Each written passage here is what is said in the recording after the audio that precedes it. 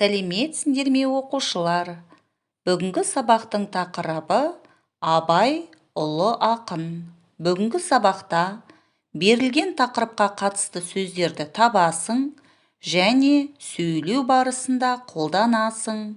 Тірек сөздер, сызбалар, суреттерді қолданып диалог құрастырасың. Бүгінгі сабақтың жаңа сөздеріне назар аударайық. Өмір, шығарма, аударды, ірі. Жіктік жалғауына назар аударайық. Мен өлең жазамын. Сен өлең жазасың. Сіз өлең жазасыз. Ол өлең жазады. Мен қазақ тіліне аудардым. Сен қазақ тіліне аудардың. Сіз қазақ тіліне аудардыңыз. Ол қазақ тіліне аударды. Оқушылар, жаңа сөздерді сөздік дәптерімізге жазып алайық. Оқы, қайтала. Ұлы ақын өлең жазды. Қазақ тіліне аударды. Ұлы ақынның шығармалары. Ақын өмір, табиғат туралы өлең жазды. Оның өлеңдері әлемнің 33 тіліне аударылды. Тапсырманы қалай орындадық? Бірге тексерейік. Абай Құнанбайұлы қазақтың ұлы ақыны. Ол адам, өмір, табиғат туралы көп өлең жазды. Абай орыстың ұлы ақындарының өлеңдерін қазақ тіліне аударды.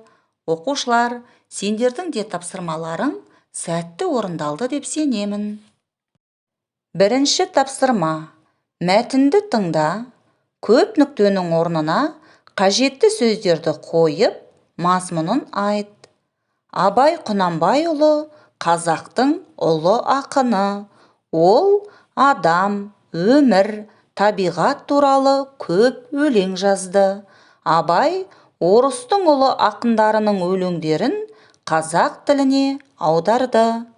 Оқушылар, тыңдаған мәтіндерің бойынша көп нүктенің орнына қажетті сөздерді қойып, мазмұнын айтыңдар. Іске сәт.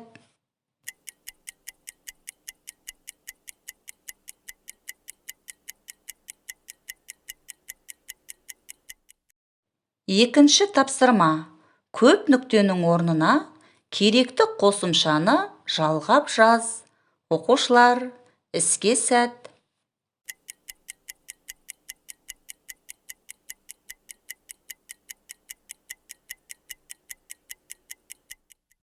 Көп нүктенің орнына қандай қосымшаларды жалғап жаздық? Біз ұсынған жауап үлгісімен өз тапсырмаларыңды салыстырып көріңдер. Абайдың өлеңі, ақынның шығармасы, орыстың ақыны, қазақтың тілі, әлемнің тілдері. Оқушылар, сендердің де тапсырмаларың сәтті орындалды деп сенемін. Үшінші тапсырма. Мәтінді оқы, өзің қалаған 3 сөйлемге сұрақ қой. Абай Құнанбайұлы ұлы ақын, дара тұлға. Абай өмір, өнер, білім, табиғат туралы өлең жазды. Оның өлеңдерін қазақ халқы сүйіп оқиды.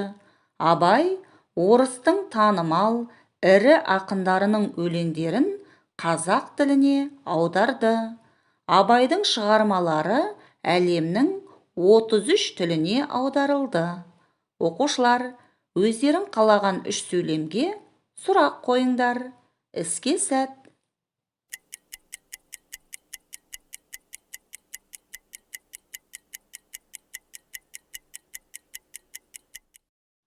Қандай сөйлемдерге сұрақ қойдық? Өз жауаптарыңды біз ұсынған жауап үлгісімен салыстырып көріңдер. Абай не туралы өлең жазды?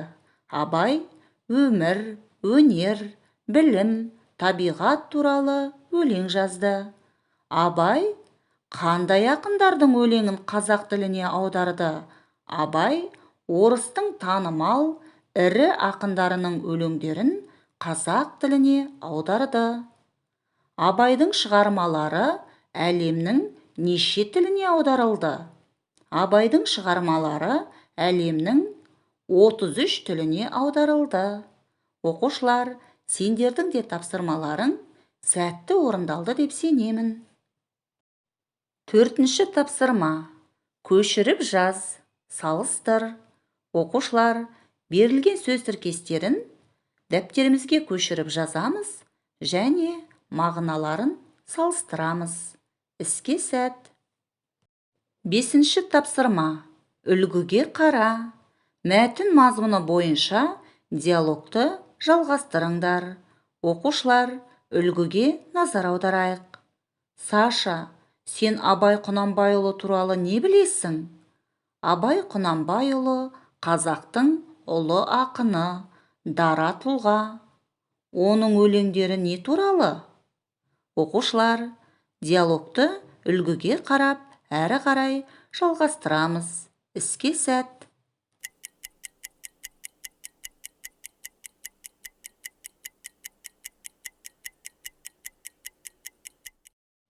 Диалогты қалай жалғастырдық? Бірге тексерейік. Оның өлеңдері не туралы? Оның өлеңдері адам, табиғат, өмір туралы. Оның өлеңдері әлемнің неше тіліне аударылды? Оның өлеңдері әлемнің 33 тіліне аударылды. Оқушылар, сендердің де жалғастырған диалогтарың сәтті орындалды деп сенемін. Сонымен оқушылар, бүгінгі сабақтан не үйрендік? Берілген тақырыпқа қатысты сөздерді таптың және сөйлеу барысында қолдандың. Тірек сөздер, сызбалар, суреттерді қолданып, диалог құрастырдың.